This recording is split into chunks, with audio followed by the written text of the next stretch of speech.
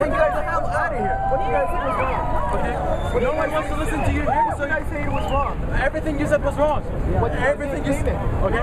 Jesus Christ is the Savior. I'm not allowed to say that? No, that's not about that. Gaza, emergency protest for Gaza number 3. Thank you all for being here. This event will take place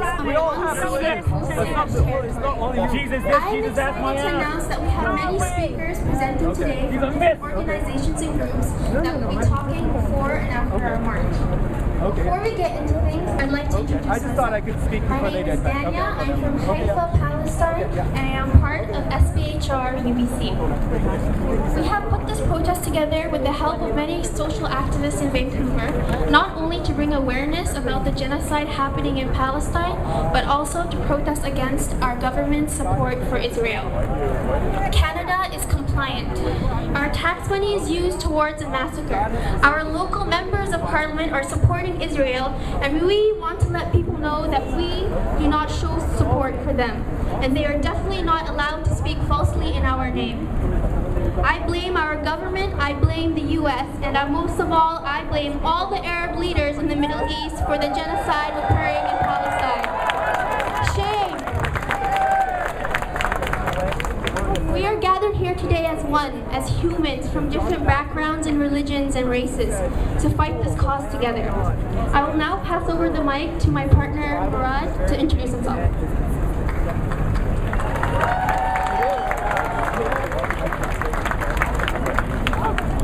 Hi, my name is Murad. I'm from Palestine. There will be a donation box set up for people that want to donate. My contribution will be going to ECF. ECF uses their funds toward medical relief to help the thousands that have been injured in Gaza. Can't hear ya! Medical relief. Abilan will go to our partners, the Al Ahli Hospital in Gaza. Keep an eye for relief being handed out.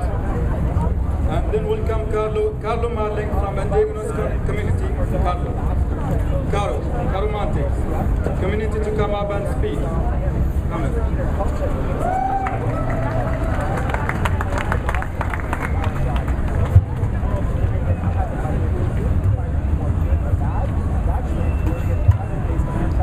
I am known by Carol Martin. This Canadian system gave me a white name. And Ojibwe gave me the name Spirit Tree Woman.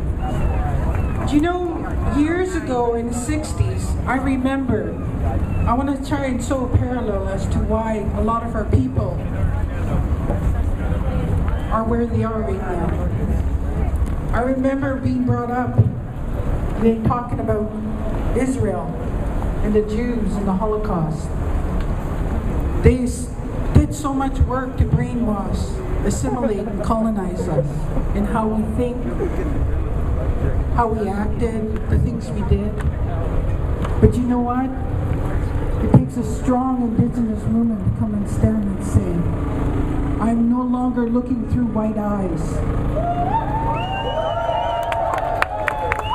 I am looking through Indigenous eyes, and I see the slaughter that's taking place with my people.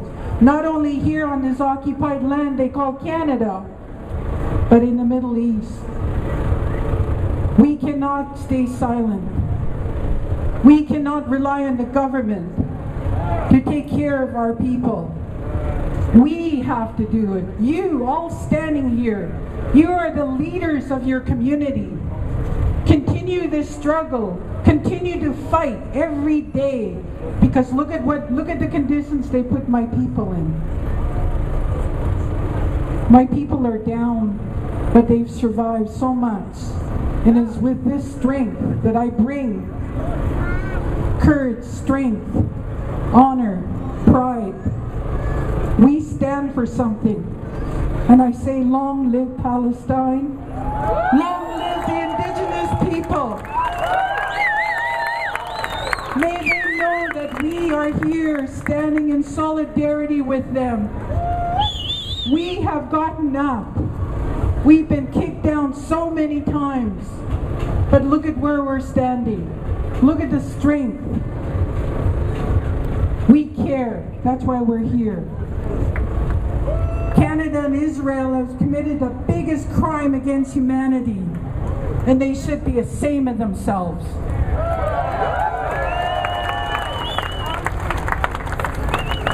I'm very honored to be here to speak for my people, because when you see the devastation, you see the parallels here from Canada to Palestine, the Indigenous women, the missing and murdered women, the children, our elders, total destruction. How can they say it's an equal war when they're using so many bombs against Gaza and Palestine? I say same on Israel. Do they not have a conscience? Apparently not.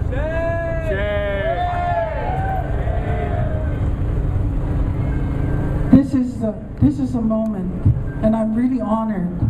And I say I'm very honored that you're listening to me speak, because what they're doing here in Canada, they're doing 100 times worse in Palestine.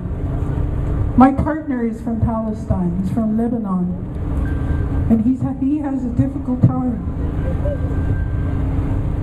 But he tells me, you know, when he was sent here to Canada, they changed his name, they changed his date of birth, total displacement. That's what they did to my grandfather when he came from Alaska. This is serious. They're trying to kill the race of our Indigenous people. I pray for courage for my partner. I pray for courage for the people in the Middle East. And I pray for more strength for more people to stand up and not be silent about what is going on. It is time to break the silence. It is time to stand here and say you can no longer hurt my people. You can no longer hurt those who I care for. Canada and Israel has to stop the genocide that we know they've implemented that in their system. And you know who I say is the strongest warriors out there? People standing there in the Middle East fighting. And you give them courage and strength because of what you're doing here. My hand's up to you. Thank you. Thank you, Carol. My name is Omar Shaban. Most of you probably know me by my loud Palestinian voice. I am here today to introduce myself and express my extreme pride to call myself Palestinian today. I am extremely proud to have this Palestinian kafia wrapped around my neck to remind me every single moment in my life that I belong to a people that is fighting an oppressive regime and an oppressive occupation. My father is Abdullah Shaban from Jahula in northern Palestine. His father is Mustafa Shaban from the same village. My grandfather was expelled from Palestine in 1948 and deprived from having any access to his village and to his farms. And he passes down the message from one generation to another. And here I am, standing in front of you, expressing my support and my love and my pride in my people, the Palestinian people.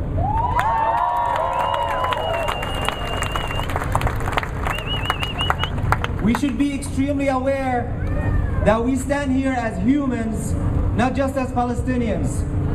There should be no complicity in war crimes from anybody. There should be no excuses for war crimes. There should be no excuses for genocide. We stand as humans today to say, end the occupation of Palestine.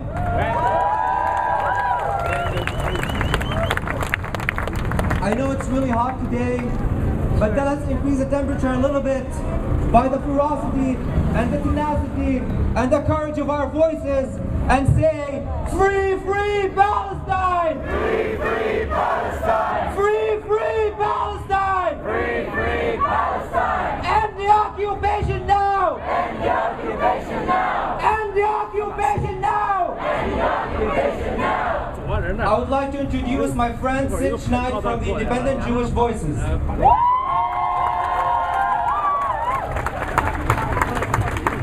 Thanks very much, Omar. The gathering of people here today delivers a clear message.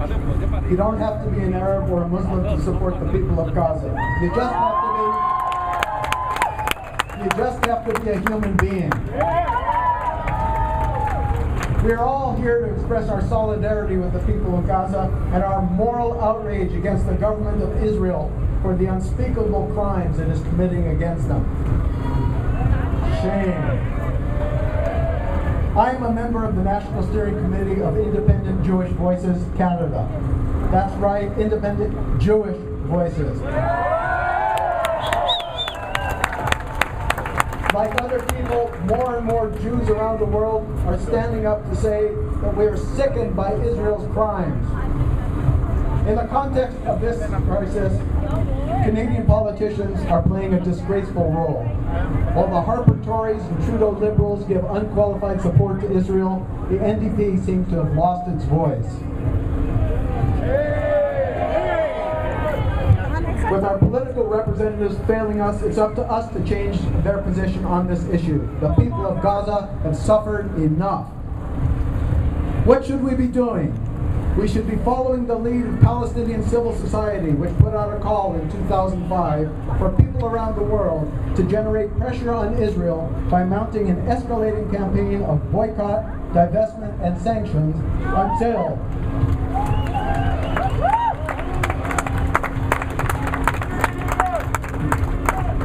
this BDS campaign should be mounted until Israel ends its occupation and colonization of all Arab lands conquered in 1967 and dismantles its apartheid wall, recognizes the fundamental rights of Arab Palestinian citizens of Israel to full equality, and respects, protects, and promotes the rights of Palestinian refugees to return to their homes and properties.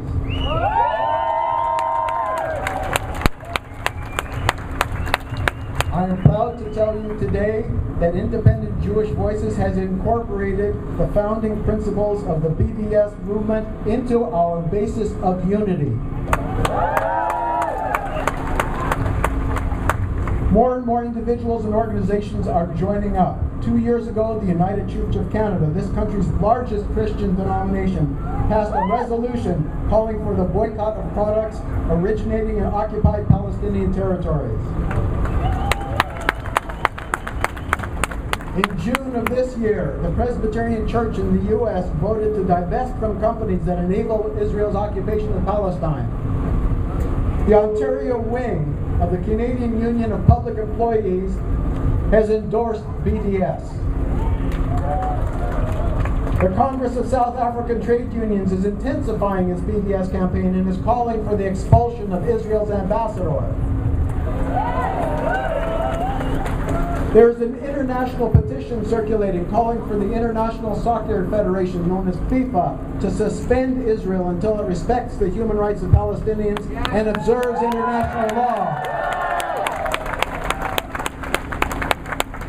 We need all of our churches, synagogues, mosques, gurdwaras, trade unions, sports clubs, social clubs, and other groups to take up the Palestinian cause. If you are a member of one of these groups, please take up the issue in your organization. Convince others to take up a stand for justice. And if you need help on any of this, please feel free to approach any of the sponsoring organizations of today's demonstration. Actors and musicians have a role to play. According to Hollywood Reporter newspaper, celebrities including Jon Stewart, director Jonathan Demme, Tori Amos, Rob Schneider, Kim Kardashian, Mark Ruffalo, Anthony Bourdain, Roger Waters, NBA stars Dwight Howard and Amare Stoudemire, Italian goalkeeper Gianluigi Buffon, Mia Farrow, scientist Stephen Hawking, and singer Annie Lennox are among those who have weighed in to support the people of Gaza and criticize the Israeli government's behavior.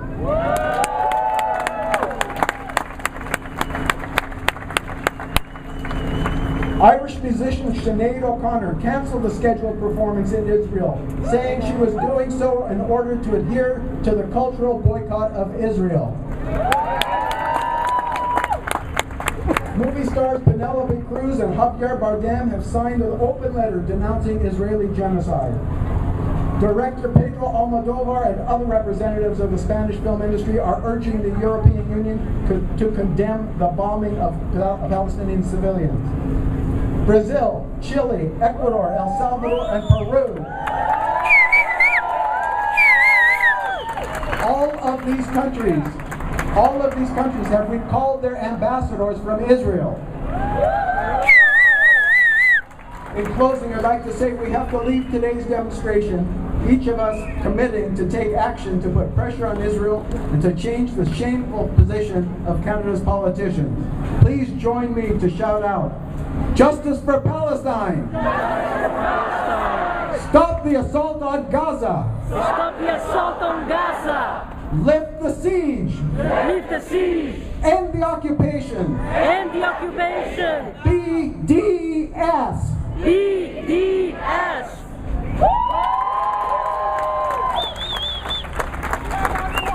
Free, free Palestine! Free, free Palestine! Free, free Palestine! Free, free Palestine! End the occupation now! End the occupation now! End the occupation now! End the occupation now! So our next speaker is Gaber Matt, anti-Zionist, a long-time supporter of Palestinian and national rights.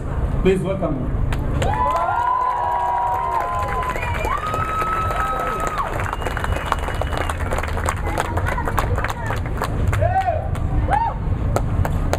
Thank you. Actually, the name is Gabor Mate. Thanks very much.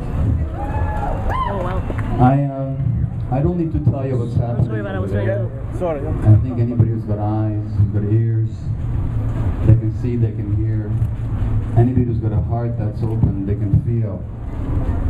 I'd like to say a few words about the utter and almost fathomless hypocrisy that surrounds the situation. Yesterday in the New York Times there was the headline, "Truce or ceasefire shattered, Israeli soldier captured." The headline could have said, "Truce shattered, 90 Palestinians killed." They don't do that. It's clear that from the point of view of the mainstream media, there's one side in this conversation. The other side doesn't even exist. Utter hypocrisy. As regards this captured soldiers, if indeed the soldier is captured and not killed in battle, the American Secretary of State, John Kerry, issues a statement demanding his immediate release. In Israeli jails, there are thousands of Palestinian citizens, Palestinian people, who are not even charged with any crime, who are not even suspected of anything violent. They're simply opponents of the occupation. There are thousands of these people in jail who are held there, very often without charges, without trial. John Kerry or our own government has not called for the release of these people. Utter hypocrisy. At the beginning of this horrific assault on Gaza, or even before, Benjamin Netanyahu, the Israeli Prime Minister, makes a comment. He said, "The other side, they don't believe in life. We do." And he demonstrates his belief in life by the murder of over 1,000 civilian people in Gaza and the utter devastation over an already deprived and devastated little enclave. And this hypocrisy is nowhere challenged in our media or amongst our politicians. That is their hypocrisy, and in this country, our own. In Tel Aviv, there's a military building. I think it's called Kriya. I may not have the Hebrew right. This military building is where the bombing of Gaza is coordinated, is where military activities are planned, and from where the orders are issued. This military building in Tel Aviv is right next to a major hospital in Tel Aviv. Now, are we accusing the Israelis of using civilian shields? by putting this facility in the middle of Tel Aviv? Of course not. Utter hypocrisy.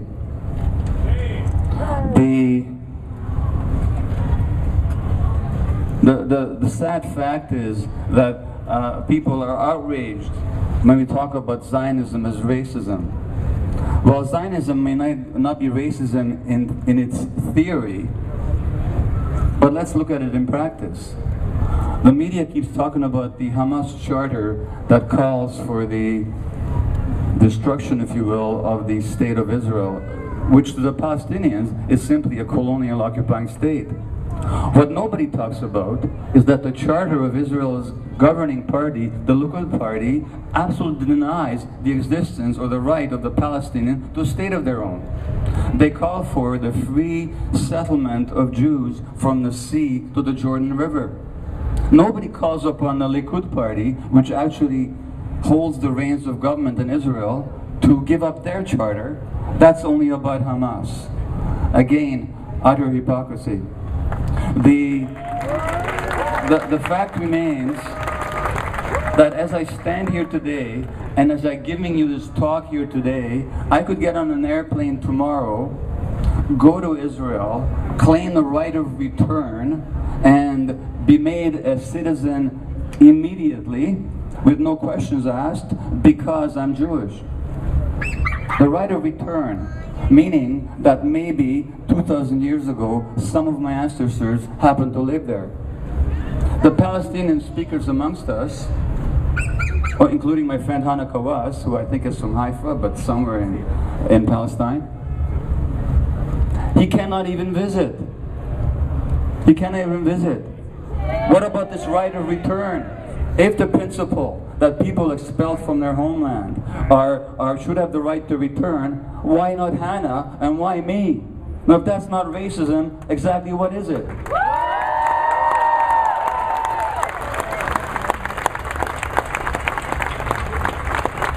Benjamin Netanyahu, in his speech announcing the onslaught to Gaza, or no, possibly at the funeral of the 3 settler youth that were killed, which incidentally they blamed on Hamas, knowing full well that Hamas had nothing to do with it, as has since transpired.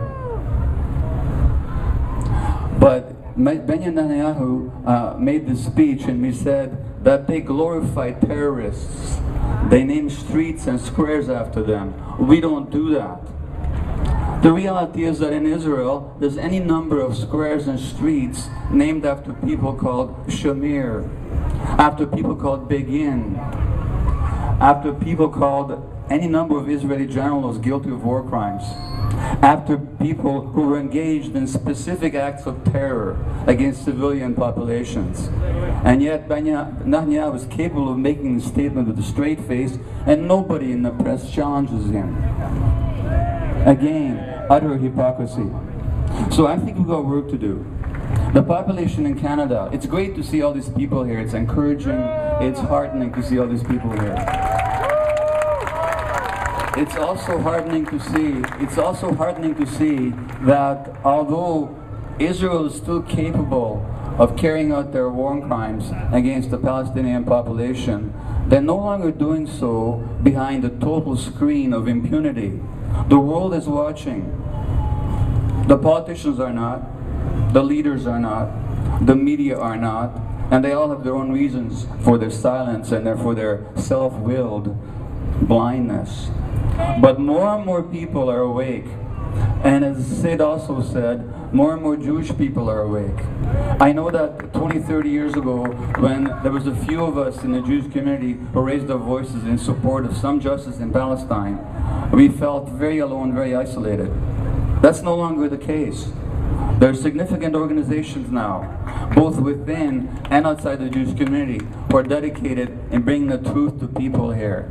And I'm telling you, in my final comment is this, that it's up to us here who know what's going on to spread the news, to tell people the truth, to direct people to the right sources. It's not possible anymore in the days of the internet for anybody to say, I didn't know and I had no way of knowing.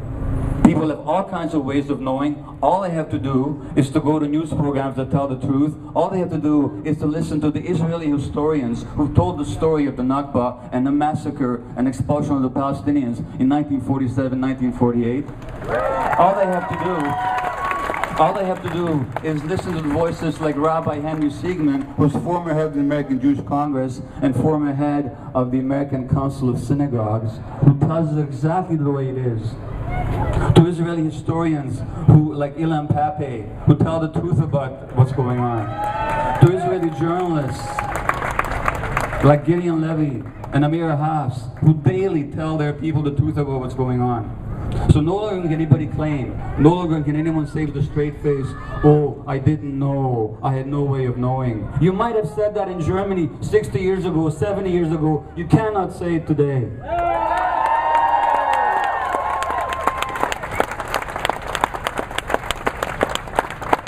But there's a lot of confusion out there. People are genuinely confused. The media does not tell the truth. People are busy. It's up to all of us as individuals to speak to as many people as we can and to make our voices heard in as many forms as possible to bring people the truth. Because I'm telling you, anything that's based on such a lie, anything that's based on such hypocrisy, anything that's based on such oppression, and the Bible tells us this as well, simply cannot endure. But it's up to us to keep the light of truth flickering and burning ever more brightly. Thank you.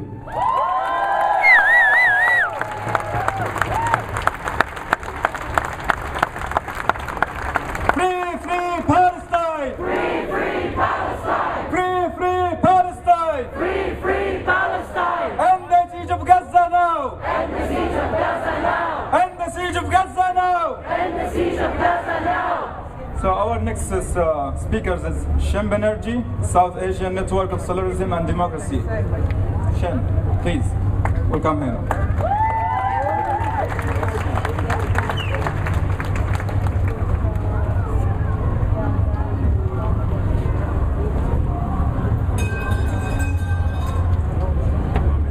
Thank you, Anas. Thank you, Omar.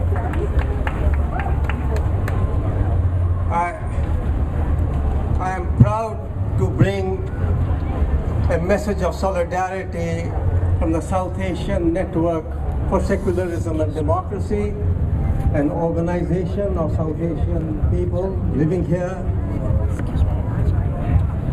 First of all, let me say that many of us feel rage, frustration, helplessness every day